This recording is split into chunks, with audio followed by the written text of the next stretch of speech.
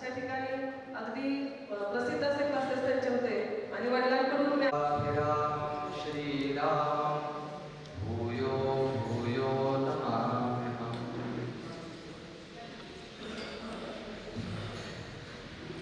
त्यांचं पोटभर जेवण झालेलं आहे आणि वाम पक्षीचं जे काही वेळ असतो त्या वेळेत माझं टायमिंग माहिती नाही, पण तुम्ही सगळे ज्ञान ग्रहण करायला आल्या. माझी वामकुक्षी तुम्ही वामकुक्षीला विश्रांती दिली असं मला काही हरकत नाही. अनेक जण ज्योतिष्यात पारंगत असलेली व्यक्ती आहे, आधी वक्ते झाले, आधीच्या वक्त्यांनी जे काही भाषण केलं त्यांच्यातून त्यांचं ज्ञान लक्षात येतं, असे ज्ञानी वक्ते आहेत. अनेक जण आत्ता नुकतं शिकतायत ज्योतिष, काहींना आवड आहे, शिक्षण काही नाही, अशी सगळ्या प्रकारची लोक इथं आहेत. त्यामुळे मी काही डोक्यावरनं जाईल असं काही बोलणार नाही. आणि अनेक जण आता अजून पदवी घेत आहेत, शिकतायत, अशा विद्यार्थ्यांनाही कळेल अशा भाषेत थोडक्यात मला जो काही योग दिलेला आहे त्या योगावर बोलायला ते मी बोलणार आहे. मगाशी उल्लेख झाला की पदवी दिली नाही असं कुलकर्णी सर म्हणाले. त्यांचं बरोबर आहे, कारण ज्ञानानं समृद्ध होणारी पदवी ही फार महत्वाची आहे. पण मला वाटतं की त्याही पलीकडे जाऊन दोन पदव्या फार महत्वाच्या आहेत. एक म्हणजे ज्ञानानं समृद्ध होणारी पदवी, जी तुम्ही काही शिक्षण घेता ती तुम्हाला मिळते. दुसरी पदवी आहे जी इतरांच्या मनात घर करून राहणारी पदवी असते. मला वाटतं की ती पदवी त्यांनी मिळवली. आता फक्त काय घ्यायचं न लिहायचं तो आयोजकांचा प्रश्न आहे, पण ज्यांना मनातली पदवी मिळवलेली आहे इतरांच्या, तो शिक्षणाने मिळवलेल्या पदवीपेक्षा नक्कीच मोठा असतो. जसं आपण म्हणतो की लोकमान्य टिळक, स्वातंत्र्यवीर सावरकर, महात्मा गांधी या पदव्या लोकांनी दिलेल्या, तशा लोकांनी दिलेल्या पदव्या ह्या फार महत्वाच्या आहेत. त्यासाठी तीन गोष्टी महत्वाच्या आहेत. एक म्हणजे त्याचा स्वभाव व्यक्तीचा, त्याचे विचार आणि ज्या क्षेत्रात तुम्ही काम करता तो हेतू. ते जर सगळं तुमचं योग्य असेल तर तुम्हाला लोकांच्या मनातली पदवी मिळाली. मी आज इथं भाषणाला उभा आहे, मला काही फार कुठल्या पदव्या नाही आहेत, मी फक्त बाबांकडे शिकलोय आणि पुढं आहे असं चालवतोय. पण बाबांच्या मनातलं स्थान एवढं प्रचंड मोठं आहे इतरांच्या मनात की ते त्या पद्धतीनेच मला बघताय. आणि अजूनही मला म्हणजे इतके वेळा मला अनेक ठिकाणी बोलवलं, मी शक्यतो टाळायचो, कारण काहीतरी माझे दुसरे पण व्याप आहे आणि त्या याच्या ज्योतिषशास्त्रावर आपल्याला फार वेळ द्यायला येत नाहीये. पण लोकांचा इतका आग्रह होता की तुम्ही बोला, तुम्ही काहीतरी करा. मी माझ्या सौन ज्योतिष क्लासेसमध्ये जे काही बोलायचो, संविधान समारंभात असेल ते सोडून मी पहिल्यांदा आज वीरभद्रे सर असतील, शेंडे सर असतील यांना मान ठेवून मी आज इथं आलेलो आहे. त्यामुळं मला आणि योग पण चांगला दिला, व्यसन योग.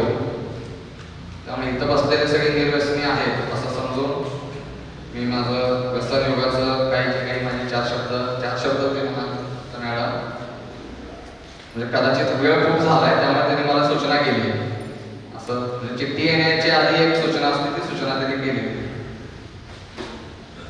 व्यसन हा शब्द ऐकला की थोडा आपल्याला नकारात्मकता पहिल्यांदा समोर येते, कारण व्यसन हे नकारात्मकतेचं स्वरूप आहे असं आपण गृहीत धरतो. पण व्यसनाची सकारात्मकता पण असते. म्हणजे आपण म्हणतो की मला वाचनाचं फार व्यसन लागतं, दुसऱ्यांना मदत करणं हे माझं जणू व्यसनच बनतं असं आपण अनेकदा ऐकतो. म्हणजे ते व्यसन चांगलं आहे. म्हणजे व्यसन म्हणलं की नकारात्मकता पहिल्या डोळ्यासमोर येणार, यापेक्षा व्यसन कोणतं आहे त्या गोष्टीवरती ते चांगलं की वाईट हे ठरतं. त्यामुळे व्यसनाची थोडक्यात जर व्याख्या करायची झाली तर मला वाटतं की एखादी गोष्ट आपल्याला सतत करावीशी वाटणार, मग त्याची शरीरावर त्याचा मनावर कोणता परिणाम होतो याचं भान हळूहळू नाहीसं होणं आणि त्याचं सवय लागणं, ॲडिक्ट होणं म्हणजे व्यसन.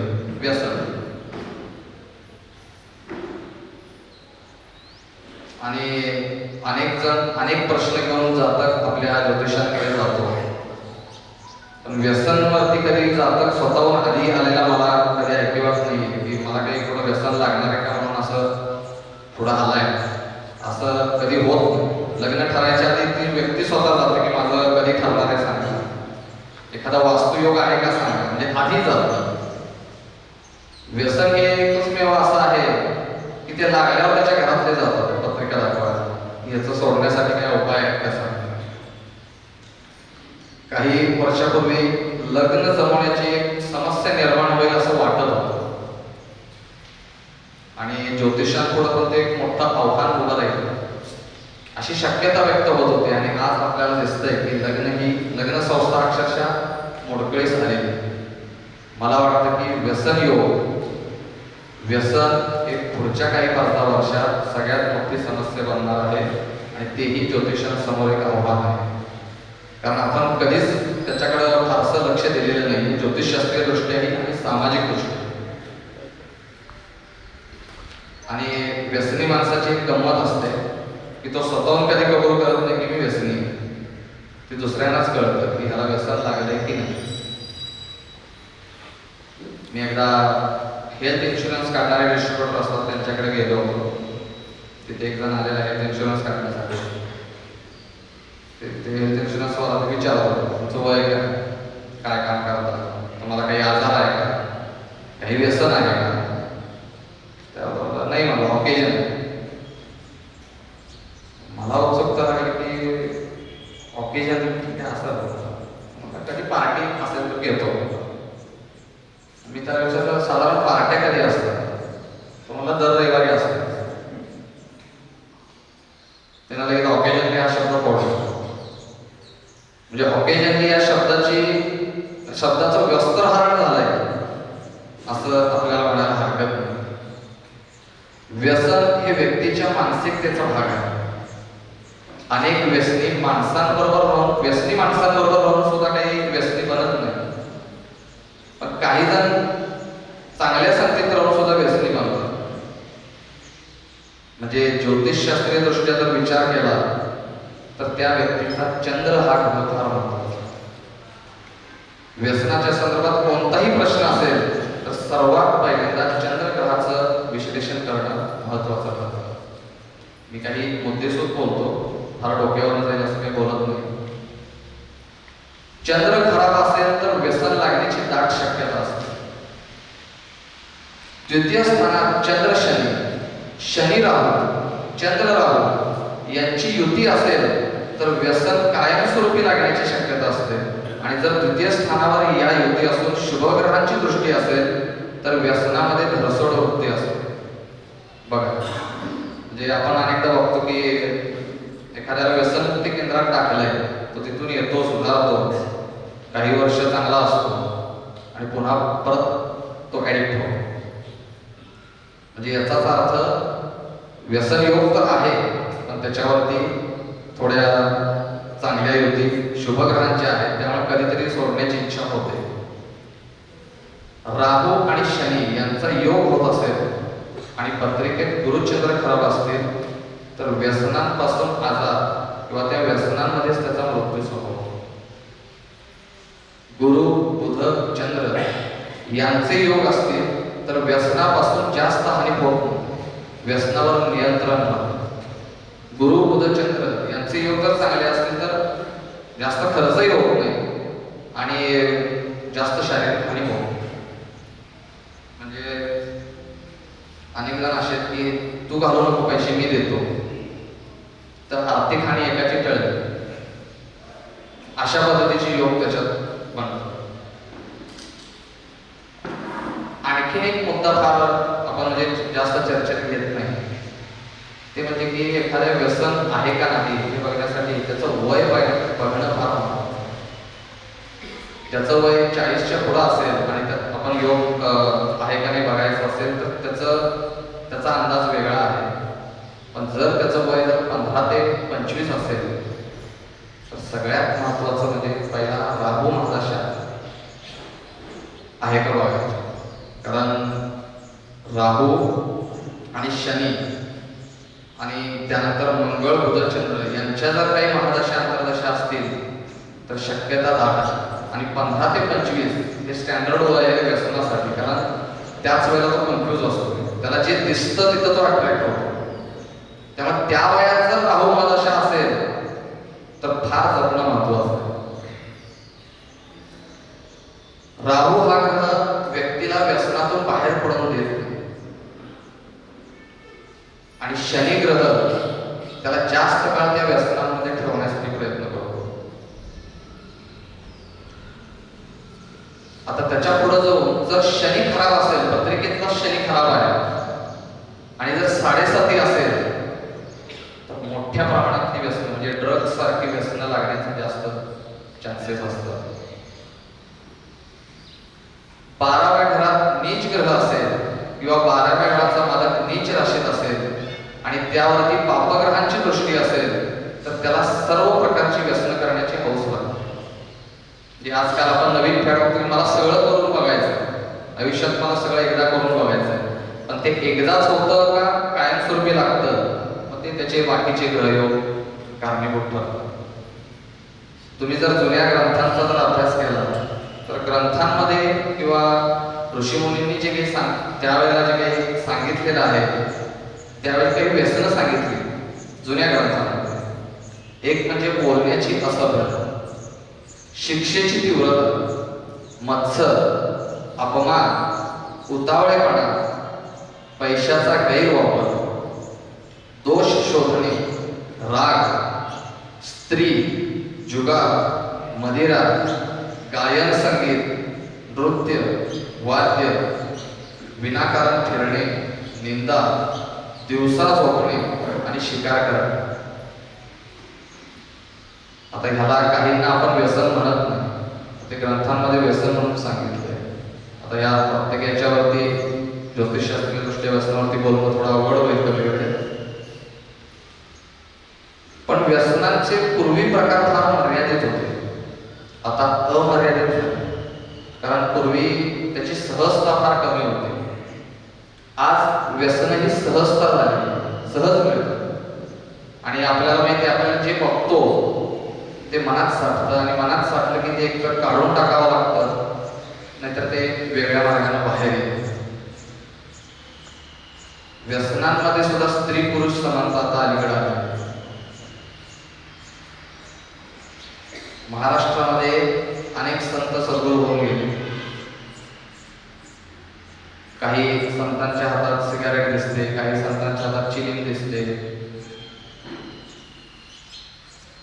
ज्याला व्यसन करायचं आहे तो कारण शोधतो, मग अशा कुठल्या त्या गोष्टीचा आधार घेतो आणि ते करतात. हे सहज त्याच्या तोंडातून वाक्य येतं. म्हणजे एक शंकराचं मोठं देवस्थान आहे, तिथं ब्रँडेड दारू विकली जाते आणि त्याचा स्टेटस ठेवतात, स्टेटस सिम्बॉल जातो. काही जण ते स्टेटस ठेवण्यासाठी जातात शंकराला आणि मग ह्या संतांचा आधार घेतात. पण या संतांनी ज्यावेळेला ते काही व्यसन करायचे त्यांच्या शरीरावर मनावर 1% सुद्धा कुठला परिणाम झाला नव्हता. ते अध्यात्मात पोचलेले होते आणि त्यांच्या तोंडून कधी त्यांनी व्यसनाचं कुठली अशी व्यसनाला प्रमोट कधी केलेलंच नाही. त्यांनी कधीच म्हणलेलं नाही की तुम्ही करा, त्यांनी कधीच म्हणलेलं नाही की तुम्ही करा, मी करत नाही पण तुम्ही करा, किंवा मी करतोय आणि तुम्ही करा, असं कधीच प्रमोट केलेलं नाही.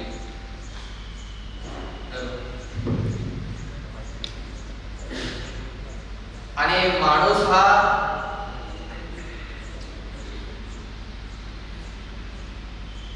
थोडा सोयीस्कररित्या बघण्याचा प्रयत्न करतो. जे रामाचं आचरण करायचंय आणि कृष्णाने गीतेत काय सांगितले ते बघायचं. एखादा चोर जर पकडला गेला आणि त्याला विचारला काय तुझी प्रेरणा काय चोरी करण्याची, तर त्याने जर म्हणला की माझी प्रेरणा श्रीकृष्ण, तर ते किती हास्यास्पद करते. तो दही चोरायचा, मी सोनं चोरतो. तो दही चोरायचा, त्याला प्रारब्ध भोग कमी करायचा किंवा प्रारब्ध भोग सहन करण्याची ताकद वाढायची, हे मागचं आध्यात्मिक कारण होतं. त्यामुळे कृष्णानं काय केलं यापेक्षा गीतेत काय सांगितले हे बघायचं, पण आपण सोयीस्कररित्या बघण्याचं आपल्याला कल जास्त आहे. आत्ताच्या काळात बदलत्या गोष्टींचा वेग इतका प्रचंड आहे आपण कल्पनाच करू शकणार नाही.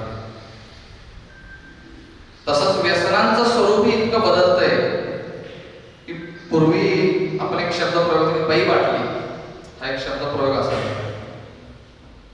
आता एवढं प्रमाण त्याचं वाढलेलं आहे, इतकी व्यसनं तयार झालेली आहे की आज आपल्यालाही कदाचित ती माहिती नसतील, पुढच्या 5-10 वर्षात ती तुम्हाला अनुभवाला येणार. आजूबाजूला माणसं तुम्हाला ती व्यसनी दिसतील. त्यापैकीच आता ड्रग ही समस्या फार मोठी झाली आहे, तुम्हाला माहितच आहे. त्यापैकीच आणखीन एक व्यसन आहे, ते म्हणजे सोशल मीडिया ऍडिक्ट. हे समाजापुढचा आज मोठा आव्हान.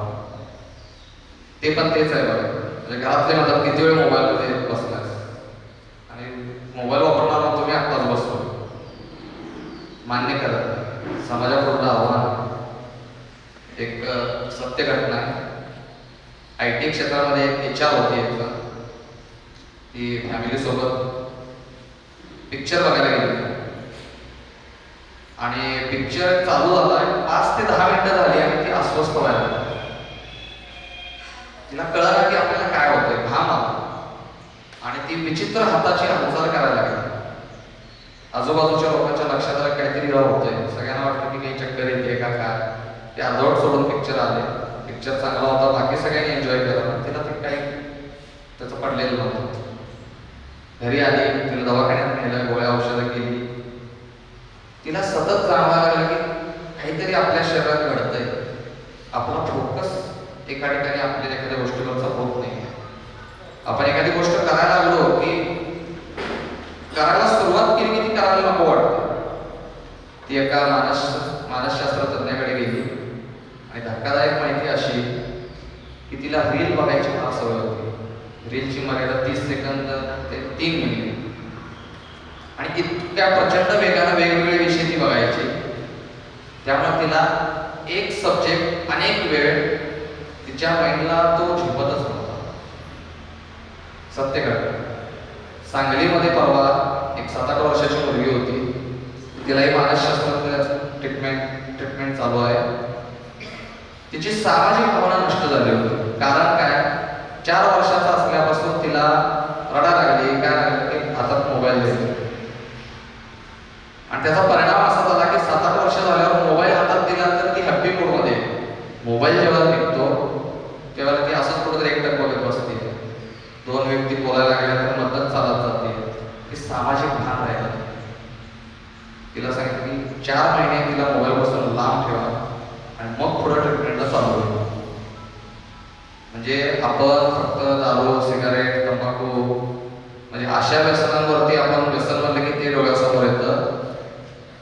आणि काय वाढवून ठेवलंय आजच्या काळात आपल्याला बघायला मिळतं. ज्योतिषशास्त्रीय दृष्ट्या कोणत्या ग्रहस्थितीत कोणते व्यसन असा जर आपण विचार केला तर चंद्र राहू, चंद्र शनी, शनी राहू या युती जर जलराशीत असतील तर दारू सारखे पेय व्यसन लागण्याची जास्त शक्यता असते. याच युती जर पृथ्वी राशीत असतील तर मावा, गुटखा, तंबाखू, मावा, गुटखा, तंबाखू यांसारखी व्यसनं लागण्याची शक्यता असते. आणि या युती जर वायू राशीत किंवा अग्नी राशीत असतील तर सिगारेट असेल, हुक्का असेल यासारखी व्यसनं लागण्याची शक्यता असते.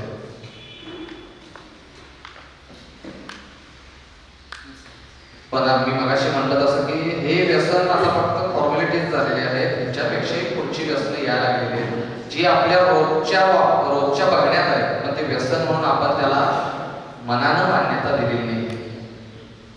आणि व्यसन योगावरतीच आधी ज्योतिषशास्त्रात फार काही तसा काही अभ्यास नाहीये. करायला पाहिजे हवं तर फार संशोधन झालेलं नाही. ती करण्याची गरज आहे. पण ते नाही झालं तोपर्यंत व्यसनाची एवढी रूपं बदलत आहे की सामाजिक आणि ज्योतिषशास्त्रीय दोन्ही दृष्ट्या एक आव्हानाला आपण समोर गेलेलो आहोत. त्या काळात आपण वावरत आहोत आणि पुढे जाऊन काय होणार आहे हे खरंच आत्ता सांगता नाही येईल असं वाटतं. मी मगाशी जसं म्हटलं की सोशल मीडिया ॲडिक्ट हे व्यसन आहे. आता तुम्ही बघता की अनेक सेलिब्रिटी लोक गेमचं प्रमोशन करतात, जंगली रवी किंवा अनेक असे काही आहेत ऑनलाईन, ड्रीम11 वगैरे.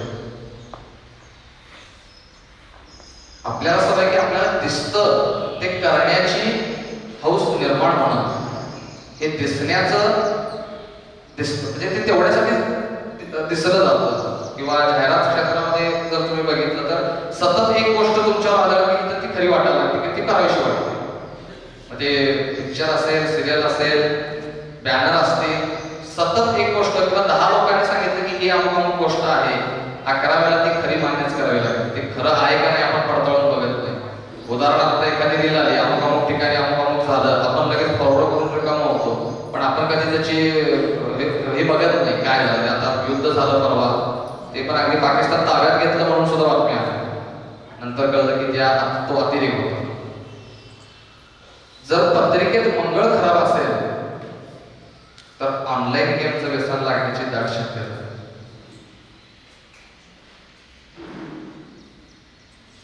हे आता ऑनलाईन गेम, सोशल मीडियापर्यंत आपण येऊन पोहोचलेलो आहोत. ह्याला अजून मनानं आपण व्यसन म्हणून मान्यता दिलेली नाही. अनेक जण इथं बसलेले ॲडिक्ट असतीलही, पण त्याचं ज्या वेळेला पडसाद उमटायला लागतं किंवा त्याचं काहीतरी आजार म्हणून ते समोर येतं, त्याचा काहीतरी परिणाम निगेटिव्ह दिसतो, त्यावेळेला आपण मान्य करतो की ते व्यसन लागलेलं आहे. आता जर आपल्याकडे कोणी आलं की याचा उपाय काय, ज्योतिषशास्त्रीय दृष्ट्या एखादा आला आपल्याकडे की आपल्याला उपाय सांगण्यावरती सगळ्या गोष्टी असतात. आणि आजकाल आपल्याला माहिती आहे की साधं काही तुम्हाला स्तोत्र वाचायला सांगितलं, काय सांगितलं तर ते खरं वाटत नाही. काहीतरी तुम्ही 10-15 हजार खर्च करून काहीतरी सांगा आणि एवढ्या किचकट पद्धतीने सांगायचं, तो करेल न करेल परत त्याला वाटत ज्योतिष सांगा. आणि असे गल्लोगल्ली झाले तर त्याला काही ज्योतिष शिकलंच पाहिजे असं काही नाही. काही किचकट सांगा. म्हणजे तुम्ही टीव्ही आता अँकरिंग, टीव्हीला जे काही मुलाखती लागतात त्या अनेक मुलाखतींमध्ये मी असं बघितलं की त्यांचं ज्योतिषीय शिक्षण काय आहे किंवा त्यांचं काय अनुभव आहे याच्याशी काही देणं नाही. बोलण्याची कला आणि झाला ज्योतिष, काही बोलावं, काही उपाय म्हणून सांगा. आणि त्याचं विशेष म्हणजे लोक ते करतात. म्हणजे असा उपाय असतो का असं आपल्याला हसू येईल, पण लोक ते करतायत. टीव्हीत सांगतात तो खरा असेल, तो मोठा असेल, टीव्हीत दिसला की तो मोठा. आपल्या गल्लोगल्ली सुद्धा एवढी मोठी लोक आहेत, त्यांनी कधी प्रसिद्धी माध्यमात आलेले नाहीये. पण आजकाल मी म्हटलं तसं ऍडचा जमाना आहे. डोळ्यावरती जे आदळत राहतं ते आपल्याला करावंसं वाटायला भाग पाडतं. ज्योतिषशास्त्रीय दृष्ट्या जर आपण विचार केला तर आणखीन एक महत्वाचं म्हणजे ज्याला व्यसन लागलेलं आहे किंवा फार व्यसनात बुडायला लागलाय असं जर आपल्याला निदर्शनास आलं तर पहिल्या घराण्याचे दोष आहेत का हे पण आपण बघणं गरजेचं आहे. आणि मग त्याचे उपाय म्हणून तुम्ही घराण्याच्या दोषाचे जे काही उपाय सांगतात तेही सांगितले तर थोड्याफार प्रमाणात फरक पडण्याचे चान्सेस असतात. कारण राहू हा ग्रह हा व्यसनामध्ये महत्वाचा रोल प्ले करतो आणि तो अतृप्त इच्छा पूर्ण करण्याचा कारक ग्रह. त्यामुळं म्हणजे हल्ली लग्न जमत नसलं की आपण म्हणायचं की किंवा काही एखादं संकट आलं की काही घराण्याचे दोष आहेत हे जनरल झालं. पण आता ते व्यसनांमध्ये बघणं गरजेचं आहे. कारण आता सुरुवातीला बायकोला चुकवून किंवा बायकोला लपवून दारू प्यायची, आता नवरा बायको मिळून दारू पितात आणि त्याची पुढची पिढी म्हणजे आई वडील आणि मग त्याचा काही मुलगा मुलगी तो दारू पिणार आहे. त्यावेळेला घराण्याचे दोष बघणं फार महत्वाचं ठरतं. कारण हे आजोबांपासून पंजाबपासूनच आहे.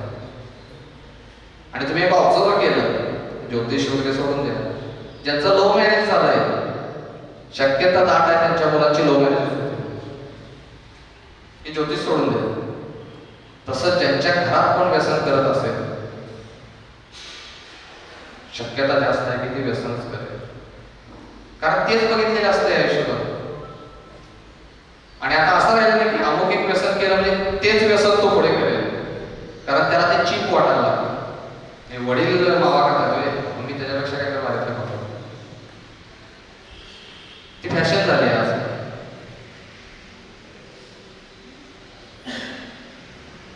त्याच उपायामध्ये सगळ्यात मगाशी मी म्हटलं की चंद्रग्रह महत्वाचा आहे, तर त्याच्या भोवती फिरणारे त्या अनुषंगाने तुम्ही जर उपाय सांगितले तर ते लागू पडतात. आपण ग्रहांचं दान देतो, त्यावेळेला मी मगाशी युती सांगितली की कुठल्या युती असतील तर कुठली व्यसनं लागतील. तसं जर चंद्र राहू असेल तर चंद्र राहू यांचं जर दान दिलं तर थोड्याफार प्रमाणात तो कमी येऊ शकतो. चंद्र शनी असेल तर चंद्र शनीचं दान, आणि शनी राहू असेल तर शनी राहूचं दान. आता ह्या उपायामध्ये म्हणजे मी बरंच ज्याला ठरलं की यावर बोलायचं आहे त्यावर मी बरंचसं बघितलं तर व्यसन हे ज्योतिषशास्त्रापेक्षा मानसिक आणि सामाजिक उपायांनी सोडवलेलं जास्त सोयीस्कर ठरतं. ज्योतिषशास्त्रातून आपण किती सांगितलं तरी तुम्हाला म्हणलं की सतत डोळ्यावरती आपल्याला आढळत आहे आणि ते एक बिझनेस मॉडेल झालेलं आहे. त्यामुळं म्हणजे शेवटी असं सांगतो की दवाखान्यात गेल्यावरती सगळं उपाय वगैरे करतात डॉक्टर, अगदी क्रिटिकल पेशंट असतो, सगळं झाल्यानंतर शेवटला बाहेर येतो ऑपरेशन थिएटरमधनं आणि पेशंटच्या नातेवाईकाला सांगतो की आम्ही आमच्याकडे सगळे प्रयत्न केले, आता देवाच्या हातात आहे. तसं व्यसन योगावर ज्योतिषशास्त्राने म्हटलं पाहिजे की आम्ही सगळे प्रयत्न केलेले आहेत, आम्ही उपाय सांगितलेले आहेत, पण त्याचा चंद्रच खराब आहे, त्याला काय करायचं. म्हणजे पुन्हा हे चंद्रावरती येऊन फिरणारा व्यसन योग आहे. चंद्र चांगला असेल तर त्याची मनाची स्थिती म्हणजे मी काही करणार नाही किंवा मनाला ठरवण्याची ताकद जास्त असते. तो बाकीच्याला शक्यतो बोलणार नाही, कारण स्वतःहून असं मनात आलं आणि गेला असं कधी होत नाही. आजूबाजूचं वातावरण त्याला कारणीभूत असतं, पण ज्या वेळेला ते वातावरण होतं त्याला निर्णय त्याला घ्यायचा असतो, त्याला स्वतःला ठरवायचं असतं की मला हे पुढे न्यायचंय, करायचंय की नाही. आणि एकदा ते ऍडिक्ट झालं, ते सुरुवातीला कोण व्यसन करायचंय म्हणून काही करत नाही, पण ते एकदा ऍडिक्ट झालं आणि ते व्यसनामध्ये रूपांतर झालं की मग त्याच्या हातात काही राहत नाही. व्यसन योगावर बरंच बोलण्यासारखं आहे. मला शेंडे सरांनी, वीरभद्र सरांनी हे जे काही मुद्दे काढलेले आहेत आणि बरेचसे आहेत, सगळेच इथं बोलणं शक्य नाहीये. ते ज्योतिषशास्त्रीय दृष्ट्या जे एका वाक्यात जे काही बघण्याची, प्रेडिक्शन करण्याची काही वाक्यात ती लिहून आणायला सांगितली होती ती मला शक्य झालेली नाही. पण सगळ्यांचे मोबाईल नंबर आहे, मी त्याची PDF तयार करून पाठवतो. तुम्हाला तो अभ्यास करताना फार उपयोगाला पडेल आणि इथून पुढचा प्रश्न विचारू दे, अगर न विचारू दे, आपण आता सवय लावायची की हे व्यसनी आहे. कारण काय काय वेळेला आपण तुम्ही आमचा मुलगा फार खर्च करतो म्हणल्यावर आपण त्याला व्यसन आहे का लगेच बघायला जात नाही, पण आता बघण्याची गरज आहे. आणि मी मगाशी म्हटलं तसं ज्योतिषशास्त्रापेक्षा मानसिक आणि सामाजिक भान ठेवून याच्यावरती उपाय सांगणं, याचं सोल्युशन काढणं हे फार महत्त्वाचं आहे. मी मगाशी म्हटलं की मी पहिल्यांदा ज्योतिषशास्त्रावरती तुमच्या इथे व्याख्यान करतो. जे काही बोललो ते माझ्या सोनन ज्योतिष क्लासेसमध्येच बोललेलो आहे. मी तुमचा फार वेळ घेत नाही आणि पुढच्या वाक्यांची पण भाषण आहे, सगळ्यांना समजेल अशा भाषेत मी थोडक्यात माहिती तुम्हाला सांगितली. मला शेंडे सरांनी आज इथे बोलण्यासाठी बोलावलं आणि खरोखर छान वाटलं. एवढे विद्यार्थी बघून आणि पावसाच्या वातावरणात मेन आणि एवढ्या दुपारी सुद्धा मला वाटलं जेवण झाल्यावरती आता बहुतेक 5-6 खुर्च्या राहतील असं मला अंदाज होता, पण तसं काही झालेलं नाहीये. त्याबद्दल तुमचेही आभार. काही चुकलं असेल तर माफ करा, मला सांगा, कारण ज्योतिष शिकण्याचं आहे. तुम्ही शिका, आम्हालाही शिकवा आणि सतत शिकत राहा.